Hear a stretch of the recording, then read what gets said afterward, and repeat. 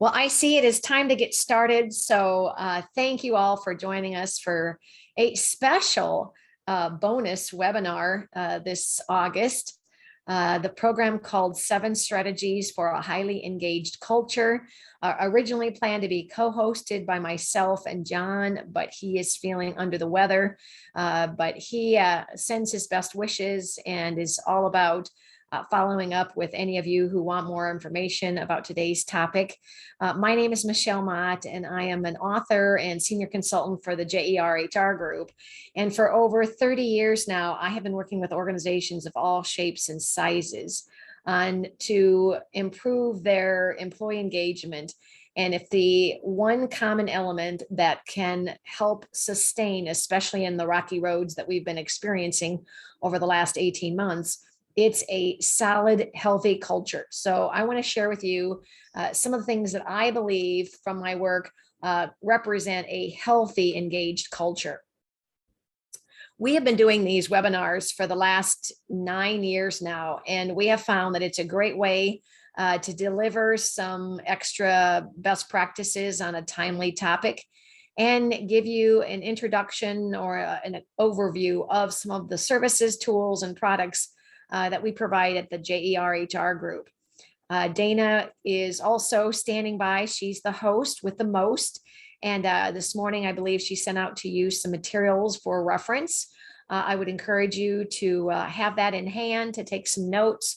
I'll also be referring to it on screen, but there is a culture of choice gap analysis that lists the 35 imperatives that we feel represent a healthy culture. We're going to share with you a new tool that we have created, and it's called this Culture Survey Index. And we've got a description of that process, if that's something that's of interest to you, to give each of your employees a voice and a chance for you to get some feedback on how they're surviving and thriving through this pandemic. And then, as always, we want you to know the upcoming dates of our webinars. So for those of you who have not joined us before, this is something that we offer as a value add at no cost on a monthly basis. After the webinar, you'll be asked to fill out a brief evaluation, and please do so because we want your feedback on how valuable you found this to be. It's a 45-minute experience, which we've also changed recently because we learned from feedback that 30 minutes, which we'd been doing, just wasn't enough. And we'll finish a little bit earlier. So if you have any questions, feel free to either type them in the chat box and Dana will announce those for us. I'll be also asking you some questions, so feel free to either respond in the chat or Dana, are they able to unmute themselves? No, we'd have to make them a panelist, which we can. Okay, well, then probably the best way to offer questions through the out the webinar is to just simply type in the chat because we want this to be interactive. Well, would you agree that today's workplace is challenged by finding employees? I was at a hospital in Indiana last week, and they are just really struggling with finding employees. They've been using traveling nursing, but that is not even something that's possible, and it's so costly. Negativity in the workplace deteriorates morale and reduces the bottom line.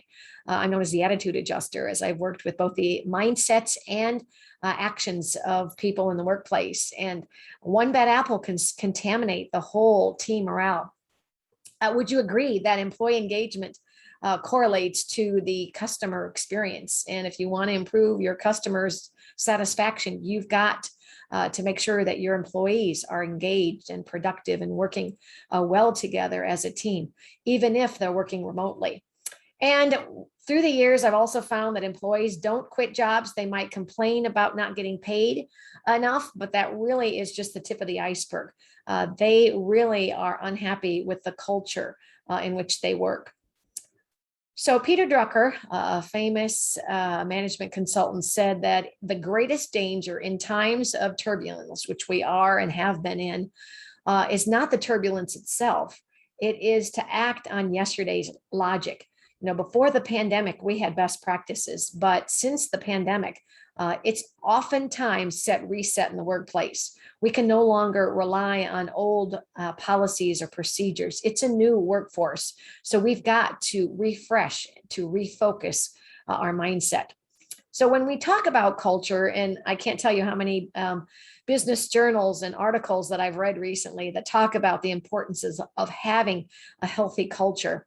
It's the dynamics of a workplace created from the interactions of its employees, leaders, and customers.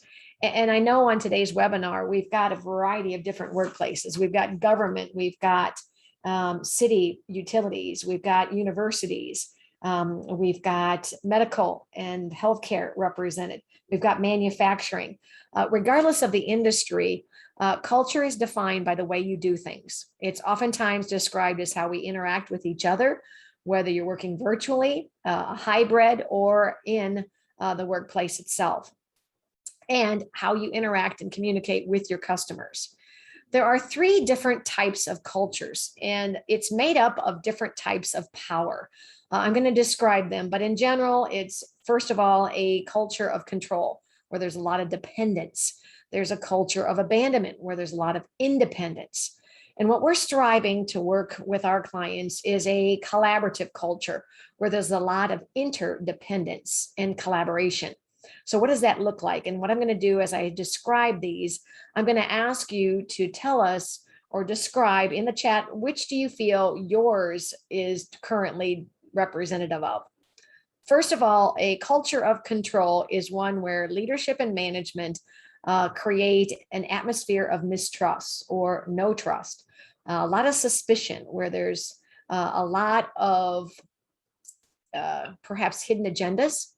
There are closely monitored tasks, sometimes micromanaged, and they oftentimes dictate or make decisions without empowering employees. This creates a opportunity, or actually no opportunity, for freedom of speech, or therefore creating dependence or conformity or mediocrity. A culture of abandonment is where employees are hired and with little to no direction are turned loose without any accountability or direction or consequences for poor or low performance. This results in chaos. It diminishes teamwork and creates a lot of independent or silos in the workplace. The third type of culture is that of collaboration. This is where organizations and leaders recognize that their workplace is made up of a variety of different levels of knowledge, skills, and desires. And as a result, promotes employees and teams to work interdependently and collaborative for a mutual success. So a further dive into collaboration, by definition, is when 2 or more people or departments work together to produce or create and achieve something successfully. It takes cooperation, it takes teamwork, it takes cohesive leadership, respect, and appreciation. So one of the things I'm going to ask you to do is type in the chat, of those 3, which would you feel describes best your current culture? There are 5 choices. First, you can just type in the number 1, 2, 3, 4, 5. 1 is you really don't know. Maybe you're new to the organization and don't have a feel for it. The next 3 are the type that I just described. And some of you might feel that there's a combination. There are pockets of control, there's pockets of abandonment and collaboration. So let me give you a little bit of time. And if you can hear in the background my dog barking, let me go and put them outside, and let me give you a couple minutes to write in the chat.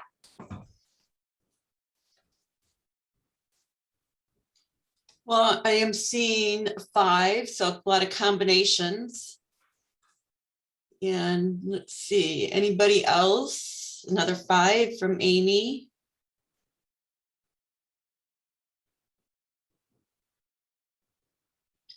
It's been our experience from other feedback that a lot of cultures are a combination of the control, abandonment, and collaboration. Is that the conclusion? Yep. All right, great. Thank you, Dana. You know, it takes a tag team to get through this crazy world that we now live in. So I apologize for that interruption. Peter Drucker said that culture eats strategy for breakfast. And so, John, I know that you're listening in, and I hope you're feeling better. But this was a quote that I know he really feels strongly about, because you can have what you think are best practices. You can do things from a short-term perspective. But if your organization wants to run and win the marathon, and kind of the Olympic themes I'm thinking of, is you have got to have a solid culture. And I really do believe those organizations that made it through and are getting out of this pandemic are able to do so because of the infrastructure or their culture. One of the handouts we've given to you is a gap analysis, and we have an offer for you. If you would fill this out and send it in to John, we will be happy to give you an hour complimentary consultation using this. But I'm going to give you a little bit of an overview of this tool and help you to understand, first of all, that there are 7 indices that represent the foundation of a solid culture. Then, as I look into and work with clients, there are 5 best practices, or we call them imperatives, within each of these indexes.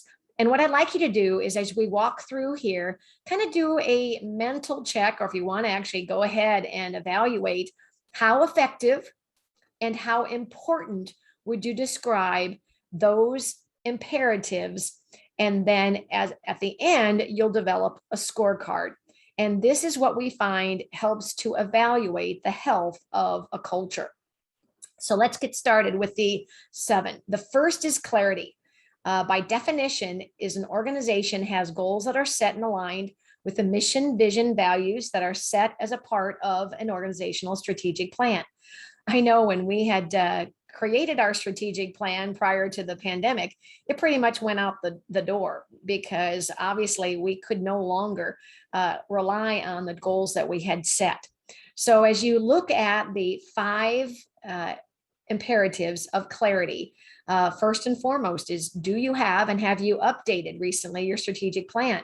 I know at JER HR Group, we did. In fact, we created a new mission and a vision statement and even values as a result of the pandemic, and some collaborative and business acquisition. Does your organization have and keep job descriptions up to date? That all duties as assigned certainly were put to the test during the last 18 months.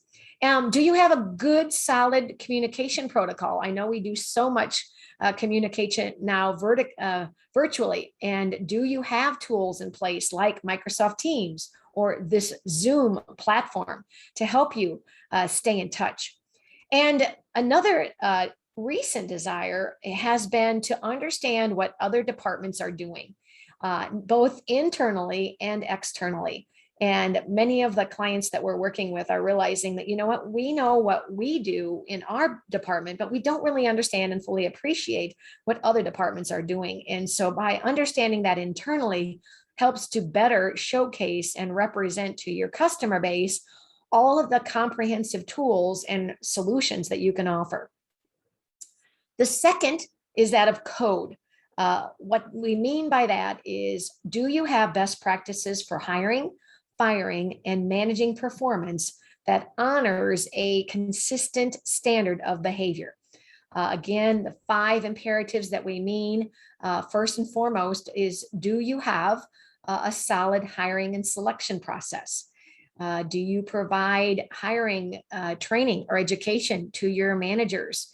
If you are a supervisor or manager that are, in fact, involved with the hiring, I think it's very important to use what we call behavioral interviewing techniques, to use the past behavior as a best prediction of future behavior.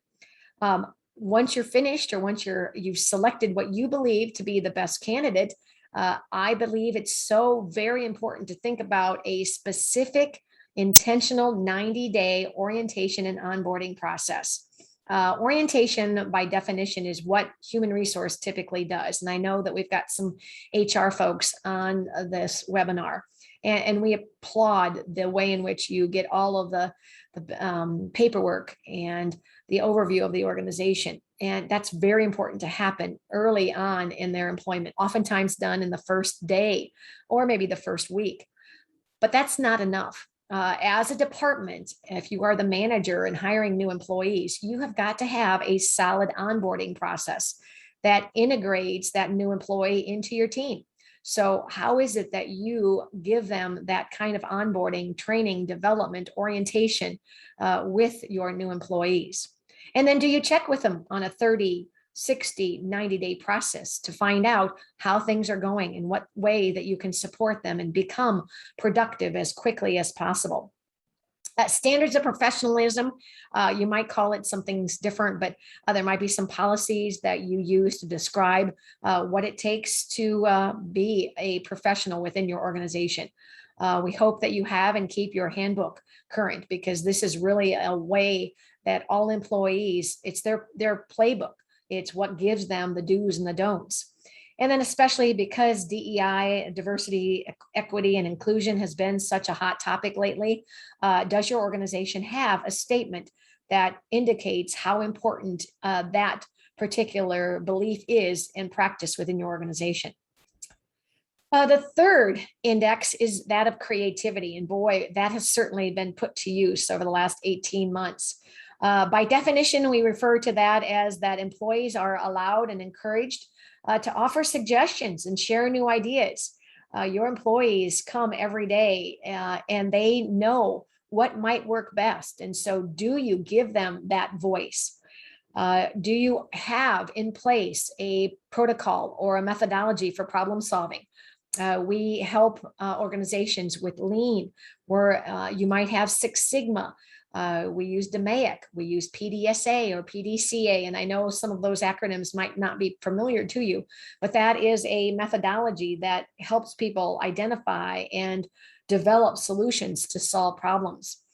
We put together with organizations process improvement or innovative teams. I was recently at a healthcare, and they are creating some best practices in the ED to not only help with the throughput, but for the wait experience, because we, especially in times when we're in an emergency situation, don't want to wait. And so that team is putting together some best practices. Do you offer and ask employees how they feel? Not only from an engagement perspective, but how are they feeling from a well-being perspective? And we've got a new tool that we'll tell you about that you can use to check or take the pulse of your organization. Customer feedback. Are you on a regular basis asking your customers, regardless of what industry you're in, how well you're meeting or even exceeding their expectations? And that's a great way to find out not only how they feel, but what they'd like you to do differently. And it can be a great business opportunity for you to grow that relationship. And then I think it's really important to offer some job shadowing, not only for an appreciation of other departments and what they do, but also in the case of having to have people fill in. If maybe you're working short or you're having a job opening, this is a great opportunity to promote from within, because if people have an understanding of what others are doing in different departments, it's a great skill development. The fourth index is that of consistency. This is when you are proactive, not reactive, in planning on what needs to be done on a regular basis. And it helps to provide a consistent experience, not only for your customers, but for your teams. And they can perfect those skills, just like the Olympic athletes. It takes practice. And the more you practice, you can hardwire those best practices. So the 5 imperatives of this index is to first and foremost make sure that you have up-to-date policies and procedures. And many of the policies and procedures that you had in place before the pandemic are no longer relevant. So are you taking time and updating them? Or maybe you've had to create some new policies because I know there's a lot of organizations that are going to allow staying home to work. Or maybe you have a hybrid approach, but you've got to have those policies in place.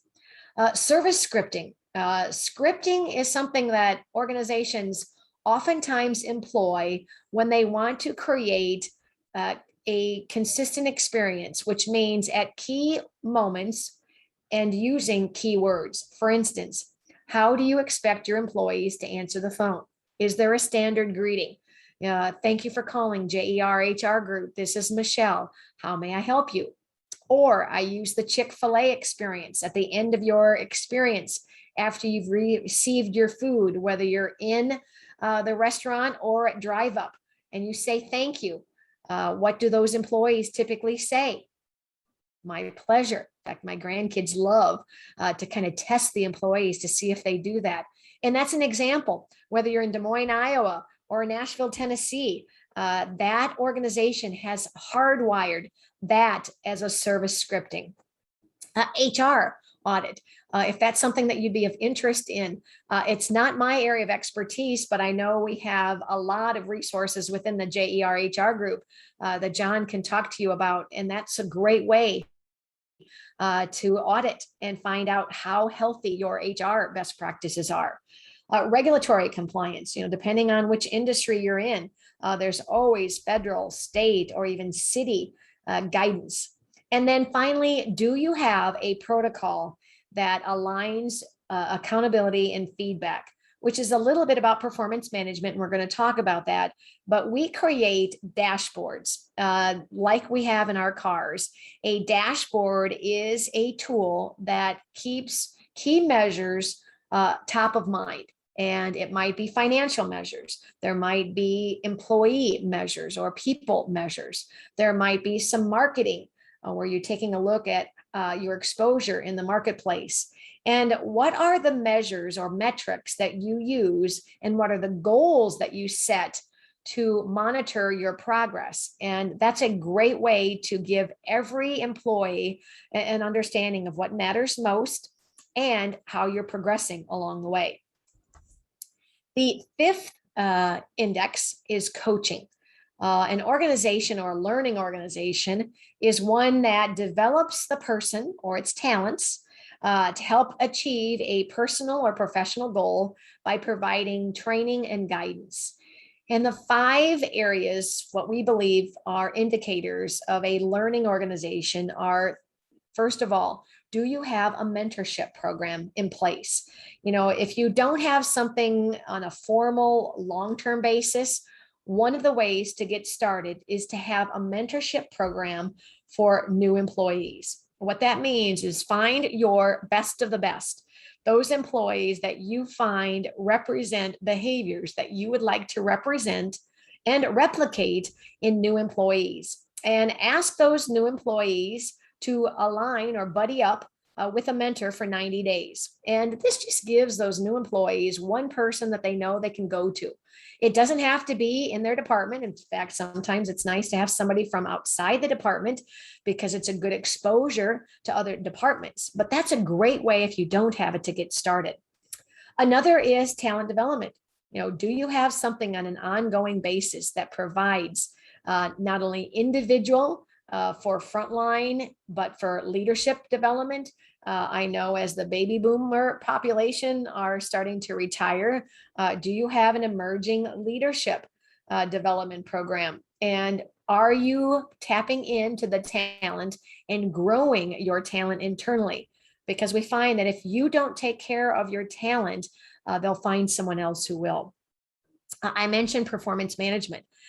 This is everything from not only having good up-to-date job descriptions, but do you have an ongoing evaluation process? So on an annual basis, are you giving your employees a formal feedback to how well they're achieving their goals? And are you setting new goals for the upcoming year? Discipline process. Hopefully you have a progressive discipline process or policy in place that indicates what happens when employees aren't doing what's expected of you. Do you give them a verbal warning? And then if they aren't changing their behavior, in what ways do you provide written communication? And I believe that a simple way that I teach leaders how to think about this process is like baseball. In baseball, 3 strikes and you're out. And if you as a manager are not managing unmet expectations, your team not only thinks less of you, but it really starts to lower the level of performance, because those top performers resent the fact that you're not only holding your low performers accountable, but they're having to pick up the slack. So make sure that you understand your policy. If you have, again, an HR resource, if you want their guidance, I know many of you that are HR professionals are willing to help guide them through that process. But I will tell you that if you don't hold people accountable, you'll lose some good talent. And then finally, succession planning. As I mentioned, if you are to that place in your organization where you feel that some of your senior employees might be retiring soon, in what ways are you grooming your new, younger talent in the process? The sixth index is conflict. It's not a matter of if, but when you have conflict, how does your organization embrace it? We believe that every organization needs to have a healthy dose of honest and productive conflict. It's a way in which you are honoring and managing different opinions, because today's workplace has a variety of different generations, and each generation comes to work with different opinions, expectations, and desires. So the five imperatives for a healthy dose of conflict is, first and foremost, healthy relationships. And you do that by understanding the different styles. We use DISC as our way to help understand your own style and how other styles communicate similarly and differently. We do a lot of team building. We use Patrick Lencioni's The 5 Dysfunctions of a Team, which you might be familiar with, as a book he's written. And we have helped many teams, departments, leadership teams, executive teams build upon trust. The next level is conflict, accountability, commitment, and ultimately results. Productive resolution. Do you have a protocol that helps to honor what we call the third solution? This is something that we created for our team when we went through the 5 behaviors of a cohesive team. And one of the things that we do is we look for this third solution.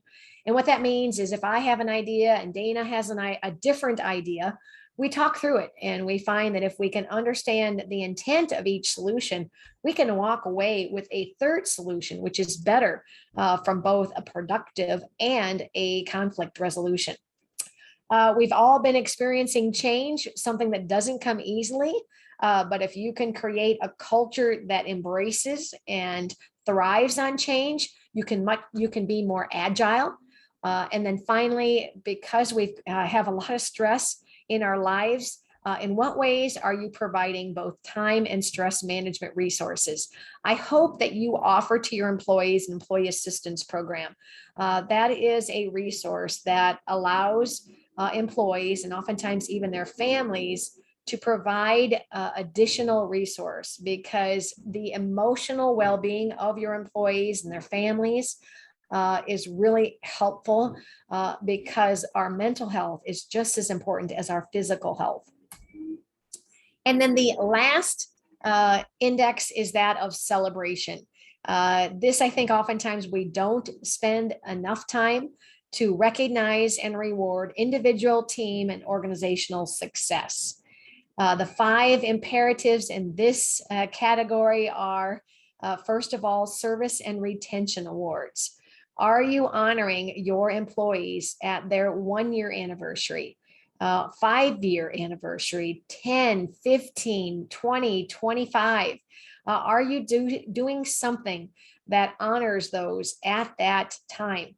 On a monthly basis, I would encourage you to not wait until the anniversary, but each month, make a big deal about those people that are celebrating their annual anniversaries.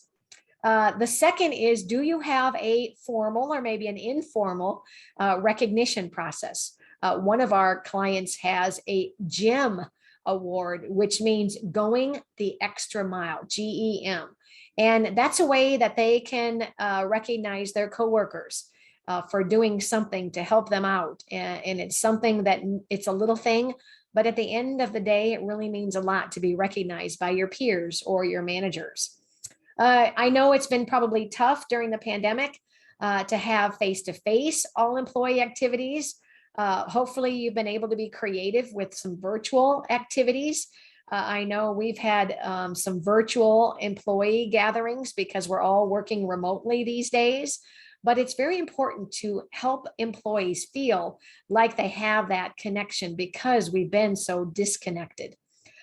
We offer compensation reviews. So if you feel as though your employees' salaries may need to be better aligned with the market or the industry or their position, I really encourage you to participate in that. And if that's something of interest, reach out to John and he can tell you about that service. But I really think that even though employees may complain about not getting paid enough, I think as an employer, you need to report or be transparent to how competitive and we say compensation, it's not just your salary or your take-home check.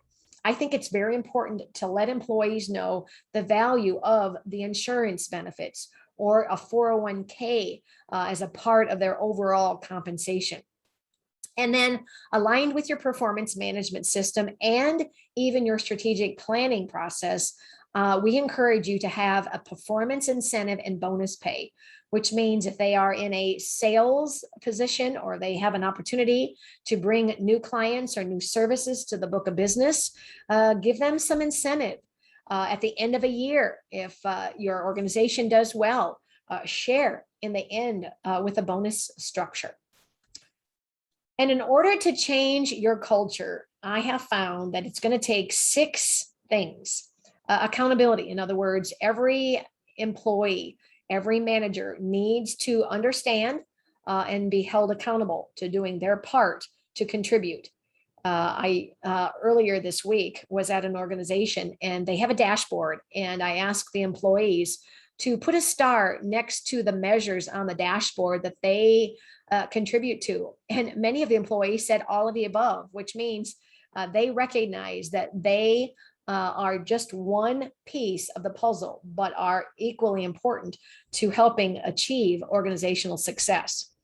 Commitment, you have to buy in to cultural change. And I know I launched a very large organization, 3-year process change. And at the beginning, there were several holdouts and employees were willing to say, you know what, we've got enough on our plate. There's no way that we can take on any more change. But by the end, and I think some very transparent commitment from leadership, they realized that there was a commitment to needing to do this, raising the bar to the level of organization that they needed to be competitive. Persistence. I think that that's one thing that we have learned over the last 18 months. We can't give up. We can't give up on ourselves.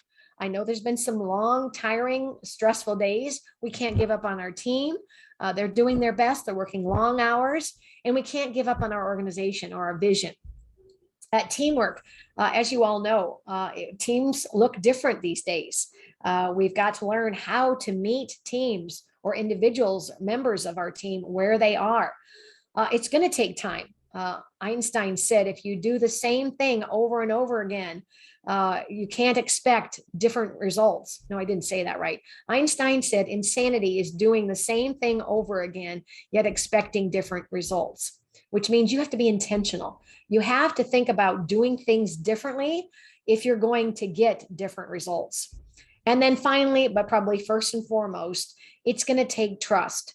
It's going to take trust of leadership. The leadership team needs to be all on the same page. It's kind of like mom and dad need to be on the same page to make sure they deliver a consistent message. From that, they have to be transparent with the organization in order to develop trust. And one of the ways that we can help you with that is to have a language or a structure that can help you talk about those things that matter most. So we have created a new tool during the pandemic. It's a condensed version of an employee engagement survey, because we have found that if a survey takes too long, people won't do it. So this is a short, it's a 10 question survey, of which 7 are questions relating to those 7 indexes that I just went through.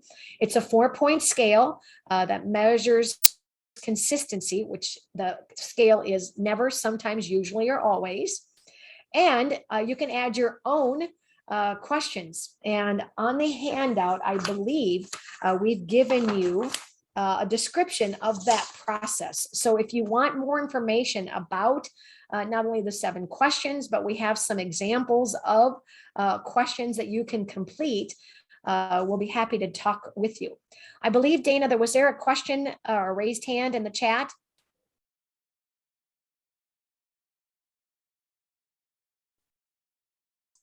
I don't see one. Okay, I saw somebody raise their hand. So if you've got a question, feel free to ask. And at the end, we're going to open things up for you to type in the chat. As I mentioned, this resource from HR Magazine said that 20% of people abandon surveys if it takes more than 7 minutes to complete. Some examples of the questions, COVID related, because we think it's very important for you, if you aren't checking in on a regular basis, to ask. I think employees should have the option to work from home. So if you're considering that, that might be a great way to get some feedback.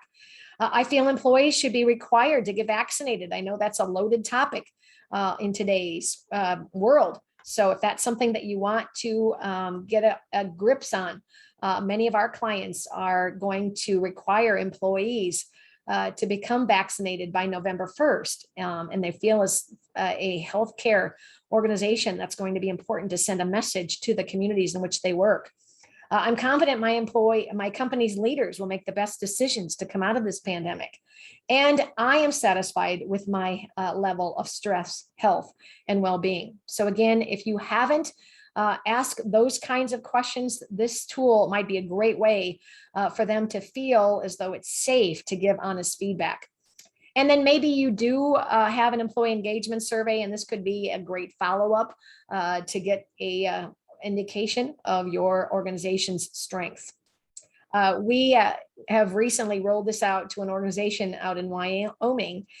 So keeping that client confidential, I wanted to give you an idea of what a sample report might look like. This is an overall report that gives you, for each of the index and the 3 custom questions, how they scored, and using a color coded red for low, yellow, moderate, and high in green. You can see that they had mostly moderate to high levels of impressions. They had a 64% response.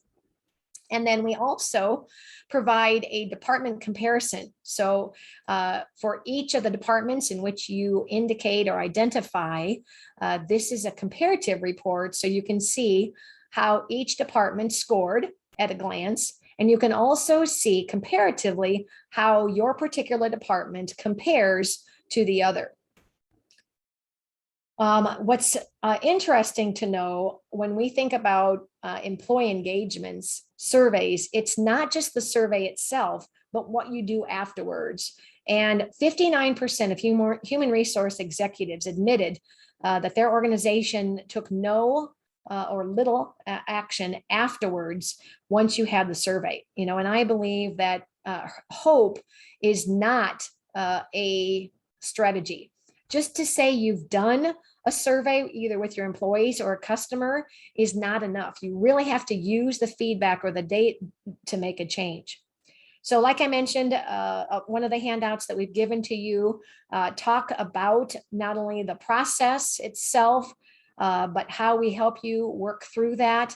And we give you a timeline. It can be as quickly as a 3-month process to not only administer, but to have open, honest feedback sessions to give employees a voice. And I just know from having done several feedback sessions, employees really feel that this is a great way that leaders can say and help them feel valued and appreciated. So like I mentioned, one of the ways that we appreciate your time today is to have you fill out that gap analysis, which is in the handout. It's no cost. If you would scan it and send it to John at his email, jwing@jerhgroup.com by end of this month. And you could even ask if you wanted to have your leadership team fill this out. We've got one deadline coming in today from a client who's actually having their leadership team fill it out, and then they're going to congregate the results for our discussion. I'll have a 1-hour consultation with you, or if you wanted to be with your leadership team, I'm happy to do that as a Zoom connection. And it can be a great way for you to understand what are the opportunities for you to improve the health of your culture. So feel free to stay on afterwards and ask any questions through the chat. Listed there is my information, John's information. We want to stay in touch with you. Another way to do that is to attend our upcoming webinars. You can go out online and register. Feel free to extend the invitation to others that you work with, or friends or family members. Don't watch alone. And I want to introduce Dana as the next month or next week's speaker. That is, no, in 2 weeks. She's going to be discussing a new way to engage and connect your people using a new tool from the Wiley and DISC platform. September 17th, we're going to talk about compensation plan design. And in October, I'm going to present 3 simple strategies to lead your team out of and through the pandemic. So, like I said, your feedback matters. We want you to give us an indication of what you learned, what you enjoyed, or what you'd like in future topic areas. So again, thank you, Dana, for hosting. John sends his best. I know John may have been joining us at some point, but we thank you all for participating in our webinar today. Feel free to stay on if you'd like. We'll take a look at any of the questions that might come in through the chat.